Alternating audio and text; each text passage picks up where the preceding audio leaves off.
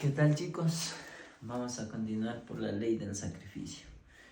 Un líder debe ceder para subir. ¿Por qué un individuo se levanta para dirigir a otras personas? Las respuestas son diferentes. Algunos lo hacen para sobrevivir, otros lo hacen por dinero. Muchos desean formar un negocio o una organización. Otros lo hacen porque quieren cambiar el mundo. Esa fue la razón de Martin Luther King. Semillas de grandeza.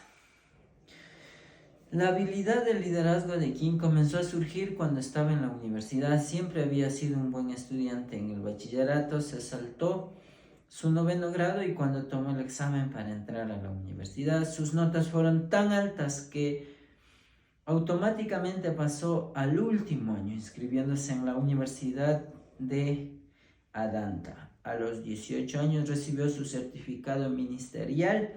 A los 19 había sido ordenado y recibió su título en sociología. Y continuó su educación en el seminario Crofter de Pensilvania.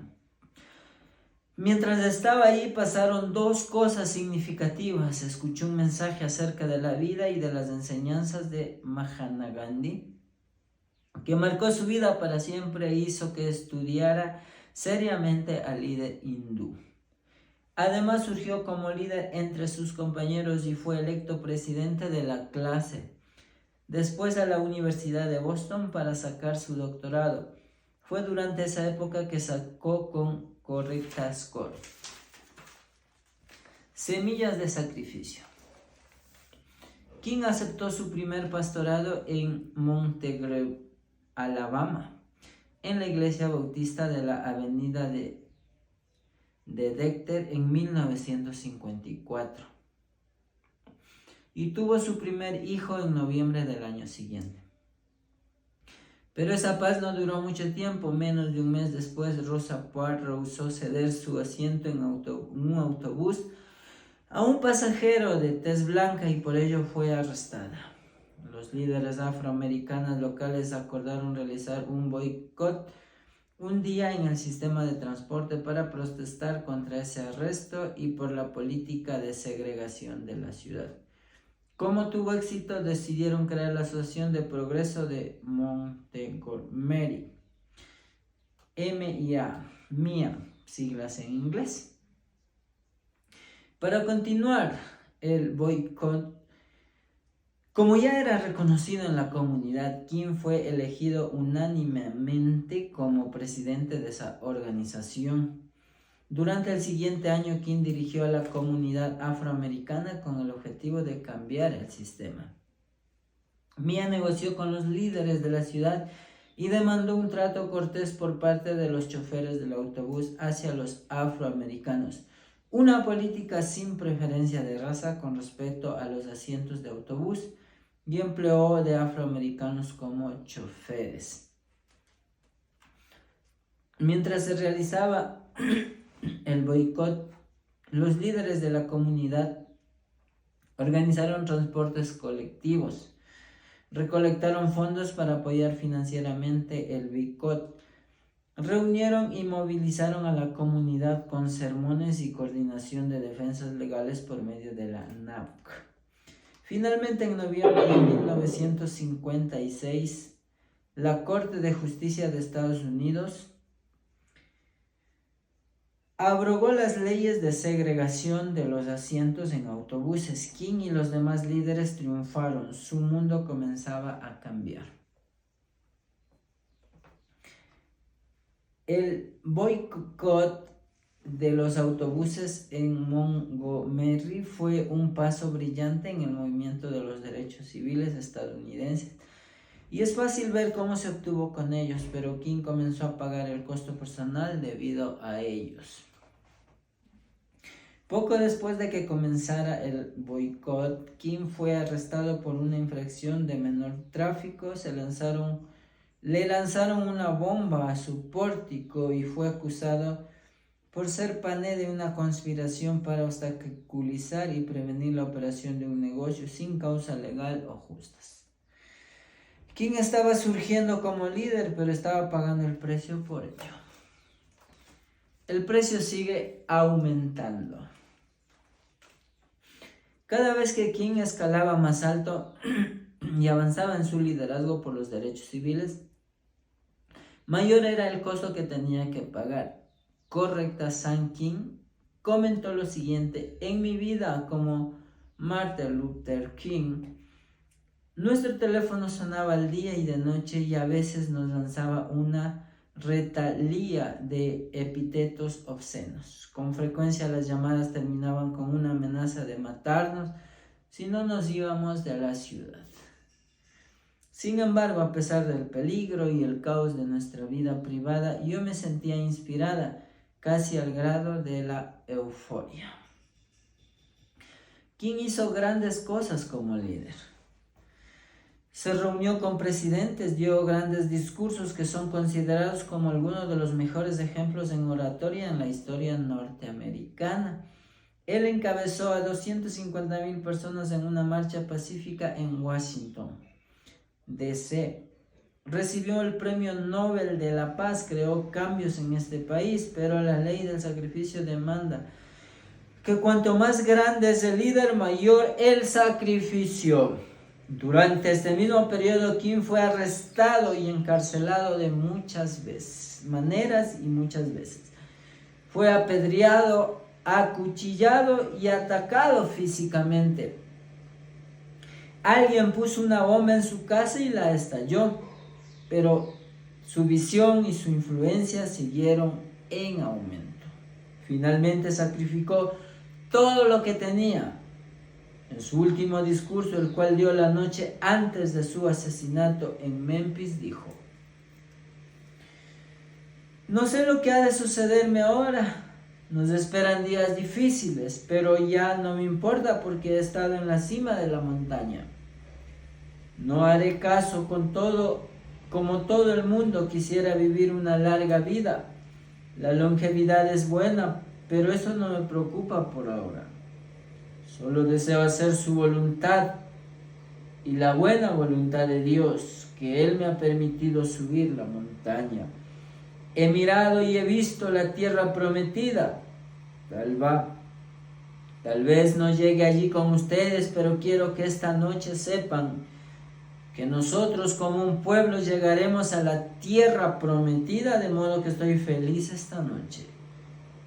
No temo a ningún hombre. Mis ojos han visto la gloria de la venida del Señor.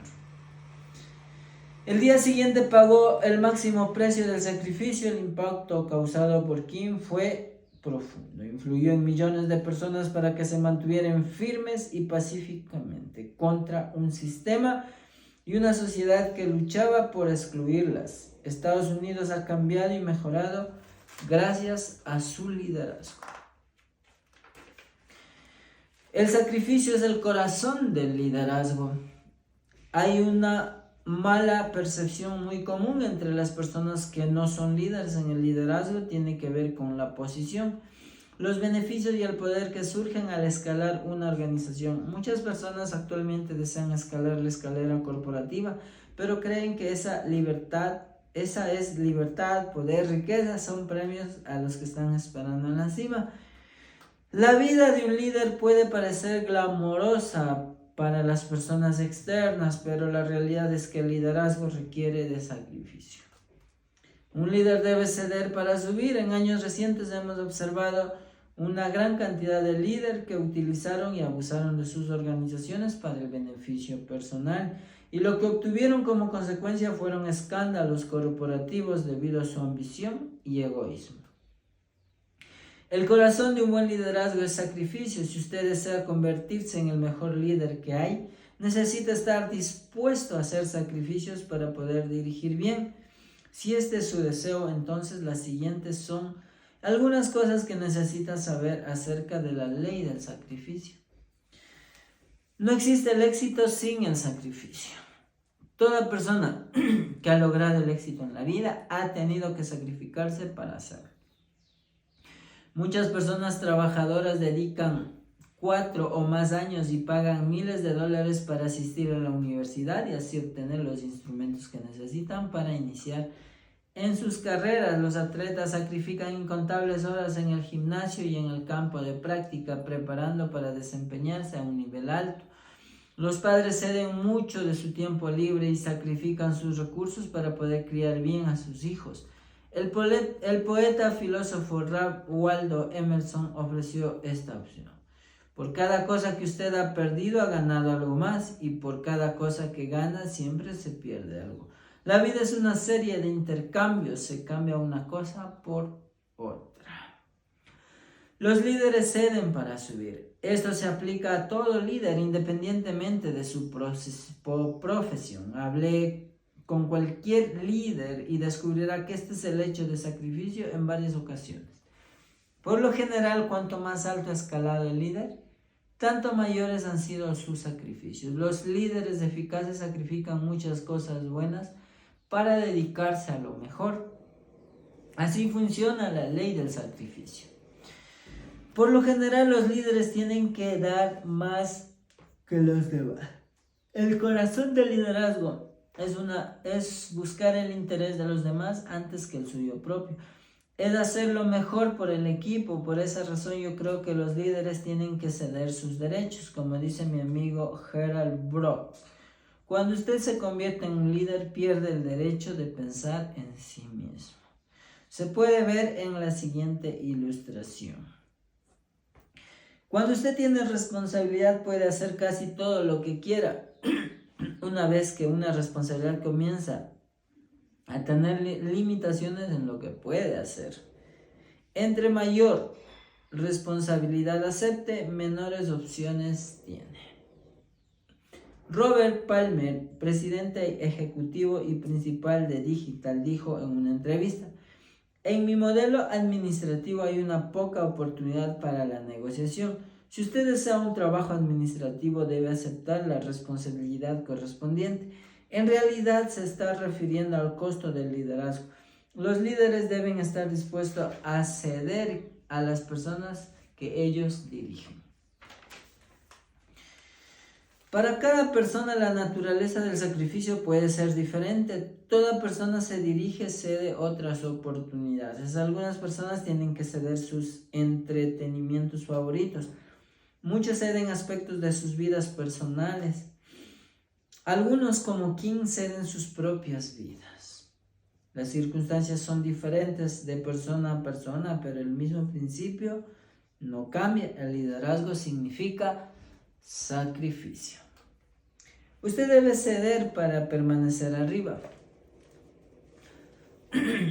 La mayoría de las personas están dispuestas a reconocer que los sacrificios son necesarios al principio de una carrera de liderazgo para poder progresar.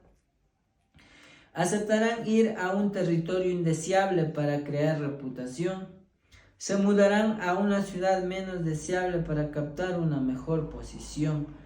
Aceptarán un recorte temporal del salario para obtener mayores oportunidades.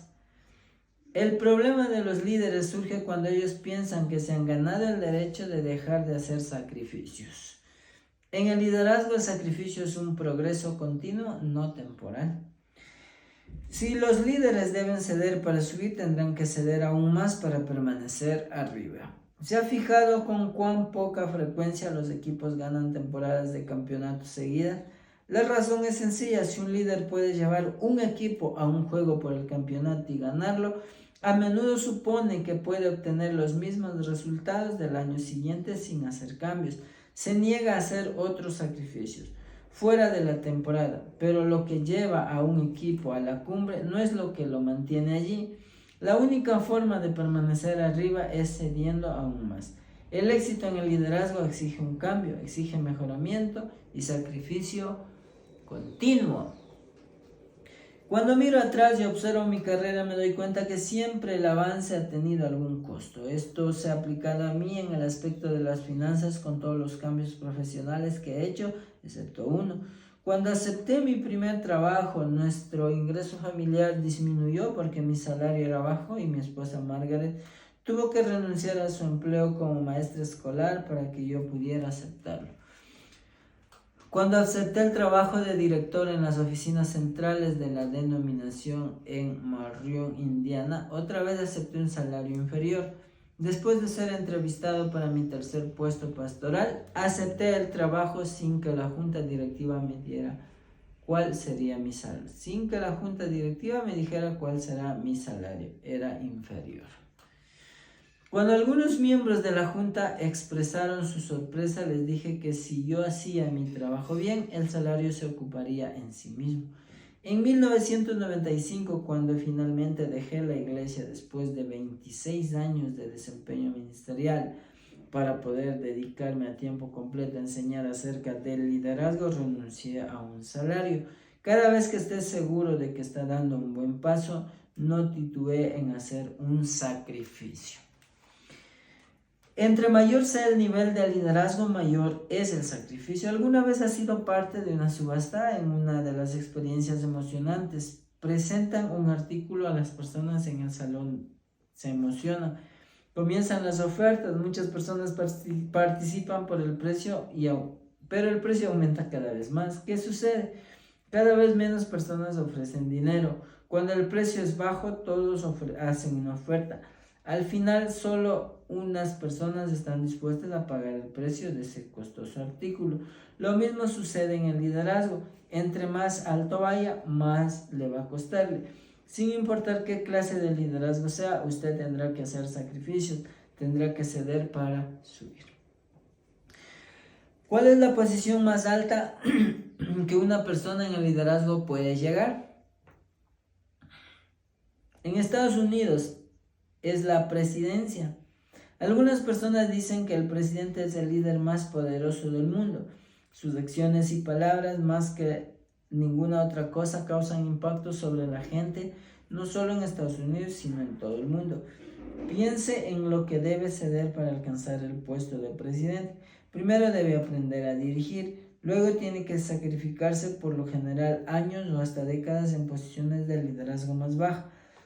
Por personas como Ulysses Grant, David Eisenhower, ocupan mucho tiempo en el ejército antes de buscar el puesto de la presidencia. Cada aspecto de su vida pasa por el microscopio, no hay privacidad. Cuando ellos son elegidos presidentes, su tiempo ya no les pertenece. Toda declaración hacen una examinada constante de su familia, y su familia está bajo una tremenda presión, y como algo normal deben tomar decisiones que pueden costar la vida de miles de personas. Aún después de dejar su cargo, deberá pasar por el resto de su vida en compañía de agentes del servicio secreto y bajo su protección. Este es el precio que muchas personas no están dispuestas a pagar. Apóyese en los hombros de los otros. No se puede haber éxito sin sacrificio. Cada vez que usted vea el éxito, puede estar seguro de que alguien hizo un sacrificio para hacerla posible. Y como líder, si se sacrifica, aunque piense que no ve ningún sacrificio, puede estar seguro de que alguien en el futuro se beneficiará de lo que ha cedido. Ciertamente así fue la vida de Martin Luther King. Él no vivió para ver la mayoría de los sacrificios o los beneficios de su sacrificio, pero muchos más lo han disfrutado. Una de esas personas era una niña afroamericana segregada en Alabama en 1974. Una niña precoz que seguía noticias sobre luchas de los derechos civiles. Un vecino de ella recuerda que ella siempre estuvo interesada en la política porque desde niña solía hablarle y decirme cosas como: ¿viste lo que Bill Connor, un comisionado racista de la ciudad, hizo hoy? Era solo una pequeña niña y todo el tiempo se la pasaba hablando de ello. Tenía que ver con el periódico con esmero porque no sabía de qué iba a hablar ese día. Aunque tenía un interés en los asuntos actuales, su pasión era la música. Quizás su atracción por la música fue inevitable. Su madre y su abuela tocaban el piano. Comenzó a tomar lecciones de piano con su abuela, 3 años. En 3 años ya era considerada una niña de prodigio. La música consumía sus años mozos, hasta Su nombre fue inspirado por la música. Sus padres la llamaron Condoleezza y la pieza musical de Condoleezza significa con dulzura. Condoleezza Rice es un producto de varias generaciones de sacrificios. Su abuelo John Wesley Rice, hijo de esclavos, decidió tener una educación según Condoleezza Rice. Pagó matrícula con algodón y asistió a la universidad en Alabama. Después de graduarse, se convirtió en un ministro presbiteriano. Eso no fue un logro sencillo para un hombre negro al sur de Estados Unidos en la década de los 20. Él dispuso el curso de la familia, quienes determinaron ser lo mejor que podían en cualquier cosa que hicieran. El abuelo Rice heredó su amor para la educación de su hijo, que también se llamaba John, y por consiguiente Condoleezza, el lado materno de la familia, era igualmente ingenioso y enfocado en la educación. Coy Breaker, un profesor de Stanford, un amigo de Rice, dijo: no conozco muchas familias estadounidenses que puedan decir que no solo sus padres estudiaron en la universidad, sino también sus abuelos, sus primos, sus tíos y sus tías. Sacrificarse es ser la mejor. Rice recibió una educación amplia en la escuela y en su hogar. Ella leía extensamente, estudió francés, tomó clases de ballet. Aprendió lo intricado del fútbol y básquetbol que su padre enseñó, quien a su vez era pastor, consejero en el bachillerato y entrenador de medio tiempo. Durante los veranos, cuando la familia iba a Denver para que sus padres tomaran cursos educativos, que ella practicaba patinaje artístico, pero su corazón se encontraba en la música. Mientras que otros niños estaban jugando, ella estudiaba y practicaba el piano. Sus horarios eran extenuantes. Después de que su familia se mudara a Denver cuando tenía 13 años, ella se esforzó y se sacrificó más. Era muy disciplinada para poder competir en el patinaje artístico y en las competencias de piano. Se levantaba a las 4:30 de la mañana cada día. Uno de sus maestros comentó: había algo en ella que revelaba de lo que quería y que estaba dispuesta a hacer. Pienso que ella no pensaba que eran sacrificios, sino cosas que tenía que hacer para obtener sus metas. Y sus padres la apoyaban totalmente, sacrificándose también para que ella triunfara. Para ayudarle con su meta de ser pianista, dieron un préstamo de $13,000 en 1969 para comprarle un piano usado. Rice se graduó del bachillerato y fue a la Universidad de Denver con la intención de obtener el título en música y convertirla en un pianista profesional. Era algo por lo que se había sacrificado toda su vida, pero después de su primer año asistió al Festival de Música de Aspen y se dio cuenta de algo. Con todo el esfuerzo no lograría estar entre los mejores. Ella dijo: conocí niños de 11 años que podían tocar música de memoria y a mí me tomaba todo el año aprender, y pensé que tal vez terminaría tocando el piano en un restaurante, en una tienda de departamentos, pero difícilmente tocaría en Carnegie Hall. Ceder para subir. Rice sabía que si quería lograr su potencial no sería en la música, así que realizó un sacrificio que pocas personas en su posición estarían dispuestas a hacer. Dejó su carrera de música. Su identidad había sido envuelta completamente en la música, pero estaba dispuesta a seguir una nueva dirección. Comenzó a buscar un nuevo campo de estudio. Lo encontró en la política internacional. Fue atraída como un imán a la cultura rusa y al gobierno soviético. Durante las siguientes 2 décadas se sumergió en los estudios, leyó extensamente y aprendió el lenguaje ruso. Había encontrado su lugar, estaba dispuesta a pagar el precio para subir al nivel más alto. Después de graduarse en la Universidad de Danme y obtener su maestría, logró de regreso a la Universidad de Denver para obtener un doctorado a la edad de 26 años. Cuando recibió una oferta de parte de la Universidad de Stanford, lo tomó rápidamente y unos meses después fue reclutada como miembro de la facultad de la universidad. Había llegado a su destino. La mayoría de las personas estarían felices si el resto de la historia fuera de la siguiente manera. Publicó unos artículos, luego un par de libros, obtuvo titularidad y eventualmente vivió una vida cómoda dentro de la comunidad académica. Pero Rice, es cierto que logró obtener en Stanford y ella le encantaba ese ambiente, disfrutó del estímulo intelectual, era Fanática de los equipos deportivos universitarios, recibía premio tras premio. Trabajó año tras año en el Pentágono con una posición de consejería como jefaturía del personal. Ella se llamaba Caso de Prueba, Realidad, Experiencia Práctica, de que informaba sobre su enseñanza y escritura. Rápidamente se convirtió en una profesora asociada, escribe en su biografía. Condi encontró sus pasiones en los estudios de la Unión Soviética y en la enseñanza de la vida de Stanford próspera en muchos niveles. Ella hacía malabarismo en las clases, la consejería, la investigación, la escritura, tocar piano, levantar pesas, ejercicios, cintas, pegajes, televisión y 12 horas para ver partidos de fútbol. Ray estaba viviendo una vida ideal, estaba disfrutando de máximo de su talento, pero tenía una gran influencia y estaba ayudando a formar la próxima generación de líderes pensadores. Pero en 1989 la Casa Blanca la llamó. Ella fue invitada a aceptar una posición en el Congreso de Seguridad Nacional como directora de Naciones Soviéticas en la Europa Oriental. Pidió en Stanford, que resultó una maravillosa decisión, y se convirtió en la consejera principal del presidente George Bush de la Unión Soviética cuando ese gobierno desintegraba, y ella ayudó a crear una política para la unificación de Alemania. Esto hizo que se convirtiera en una de las expertas en tema. Regresó a Stanford después de 2 años a Washington. No fue una decisión fácil. Ray se sintió que era difícil, intacta la carrera académica si uno regresaba en 2 años, pero se considera primeramente como una persona académica, o sea, quiere mantener algo de coherencia e integridad en la carrera. De regreso a Stanford, ahora posee una influencia y un mayor. Uno llegó a convertirse en profesora a la edad de 38 años. Un mes después se le pidió que fuera rectora, en la posición que ningún afroamericano, ninguna mujer, ninguna persona tan joven había tenido antes. Todos sus predecesores habían sido al menos de 25 años mayor que ella cuando aceptaron la posición con buenas razones. La rectoría no es solo una posición principal académica de la universidad, sino la posición responsable de su presupuesto, $1.5 millones. Y a Ray le pidieron que manejara un presupuesto que tenía un déficit de $20 millones, aunque eso significaba mantener un horario extenuante y ceder en su vida personal. Aceptó el desafío.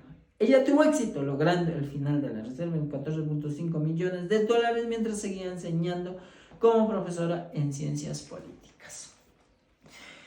En la cima, en la segunda al mando, en una de las universidades más importantes del mundo, Ray lo había logrado. Había probado ser una ejecutiva, se encontraba ya en juntas corporativas y estaba en posición de convertirse en presidente en cualquiera de la universidad de la nación. Y eso es porque algunas personas pudieron haberse sorprendido cuando ella renunció a la rectoría y comenzó a asesorar a George W. Bush, quien entonces gobernador de Texas, sobre la política extranjera, pero era un sacrificio que ella estaba dispuesta a hacer, uno que lo llevó a convertirse en consejera de Seguridad Nacional y luego en secretaria de Estados Unidos. Al momento de escribir estas palabras, Ray continúa sirviendo en esa función, lo que una vez parecía un sacrificio que ha hecho más influyente que nunca. Cuando complete su término, ella puede regresar a la enseñanza de gran prestigio. No existe ninguna universidad en el mundo que no quisiera tenerla como parte de la Facultad de Ciencias Políticas. Ella podría convertirse en el presidente de alguna de las universidades más importantes, podría presentar su candidatura para el Senado, podría presentar su candidatura a la presidencia de Estados Unidos. Ella ha sido consecuente en ceder para subir. No hay duda de que hará cualquier sacrificio necesario para subir al siguiente nivel. Eso es lo que sucede cuando un líder comprende y vive la ley del sacrificio. ¿Cómo aplicamos la ley del sacrificio? Hemos corrido. Para convertirla en un líder más influyente, ¿está dispuesto a hacer sacrificio usted? ¿Está dispuesto a ceder sus derechos por amor a las personas que dirige? Piénselo, luego haga 2 listas, las cosas que usted está dispuesto a ceder para subir y las cosas que no está dispuesto a sacrificar para avanzar. Asegúrese de considerar cuál de la lista obtendrá cosas como su salud, matrimonio, relación, sus hijos y finanzas. Vivir la ley del sacrificio por lo general significa estar dispuestos a intercambiar algo de valor que usted posee para ganar algo de valor que no tiene. ¿Quién cedió muchas de sus libertades personales para obtener la libertad de los demás? Ray cedió el prestigio y la influencia de Stanford para obtener mayor influencia e impacto alrededor del mundo. Para poder lograr tales intercambios de sacrificio, un individuo tiene que perder algo o intercambiar. ¿Qué tiene que ofrecer? ¿Y qué está usted dispuesto a intercambiar? ¿Tiempo, energía, recursos?